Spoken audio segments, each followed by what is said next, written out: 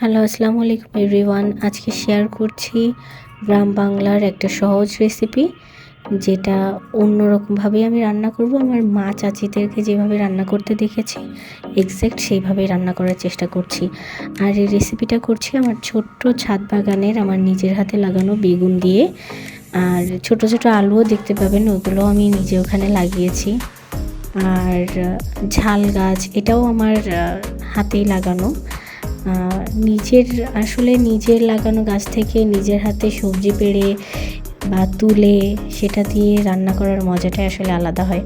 আর এই রেসিপিটা হবে আমাদের খুলনা অঞ্চলে। এই মাছটাকে আসলে খরসুন্ডা মাছ বলে, অন্য কোথায় কি বলে জানি না। এটা আসলে পার্শে মাছের মতন দেখতে, অনেকেই চিনে থাকবেন যে গ্রামের দিকে গেলে ঘের বলে যেটাকে, বা যেখানে মাছ চাষ করে সেখানে পানির উপরে ভেসে থাকে যে মাছগুলো, সহজভাবে বলতে গেলে সেই মাছগুলো। তো আমি বেগুনটাকে ভালো করে ধুয়ে পরিষ্কার করে কেটে নিচ্ছি। এই যে সেই আলু এবং এই যে হচ্ছে ঝাল।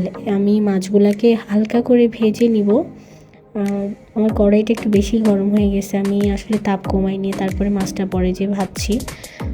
মাছটা একটু করে ভেজে নিলে হয় কি যে তরকারির টেস্টটা আসলে অন্যরকম লাগে। তো সবাই চেষ্টা করবেন মাছটা ভেজে নেওয়ার পরে যে তেলটা থাকে ওইটা আর ইউজ না করতে, তাহলে একেবারেই টেস্ট আসলে চলে যায়। আর একটা চুলায় আমি কড়াইতে একটু পানি নিয়ে নিছি। তেলটা আমি আসলে আগে দিব না, এটা এটা ঝোলের পানিতে রান্না বলে। তো এর সঙ্গে দিব আমি পেঁয়াজ, কাঁচামরিচ, রসুন। কোনো জিরা বা মশলা ইউজ করব না। এই রান্নাটার আসলে বিশেষত্বই এইটা, মশলা ছাড়া যেটাকে রান্না বলে। এবার পানির ভিতরে আমি একটু হলুদ দিয়ে, কাঁচা ঝাল দিয়ে, রসুন পেঁয়াজ যেগুলো আছে সবগুলো দিয়ে দিব এবং জালটাকে জোরে দিয়ে দিব যাতে এতে বলক ওঠে। এবং বলক ওঠার পরে আমি আসলে বেগুনটা এতে দিব। এবং তরকারি যেমন আসলে প্রথমে ঝোলের কালারটা দেখা যায়, পরে আর এরকম থাকে না, এটা কালার চেঞ্জ হয়ে যাবে পারফেক্টভাবে যখন তরকারিগুলো সিদ্ধ হয়ে যাবে। তরকারির ঝোলের কালারও চেঞ্জ হয়ে যায়।